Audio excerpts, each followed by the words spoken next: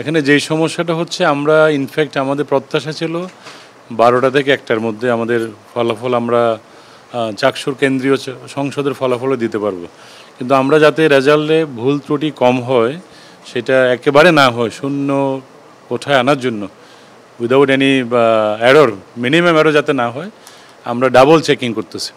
আমাদের স্ক্যানিং মেশিনে যেটা রিডিং হচ্ছে ব্যালটগুলো, সেটা আবার আমাদের আইসিটি, বিশ্বতে একটা আইসিটি সেল আছে, আইসিটি সেলে সেগুলো আবার সেকেন্ড হচ্ছে, সেকেন্ড এক্সামিনে রিভিউ হচ্ছে আর কি।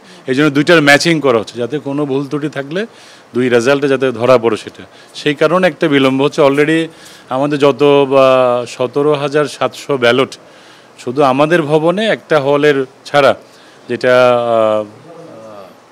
যেটা শহীদ ফরহাদ হল, সেটা ছাড়া বাকি সবগুলো হলের অলরেডি স্ক্যানিং হয়ে গেছে, আমাদের স্ক্যানারে রিডিং করা হয়ে গেছে। এটা শুধু আইসিটি সেলে গিয়ে রেজাল্টটা ম্যাচিং করানো হচ্ছে, এই কারণেই একটু বিলম্ব হচ্ছে।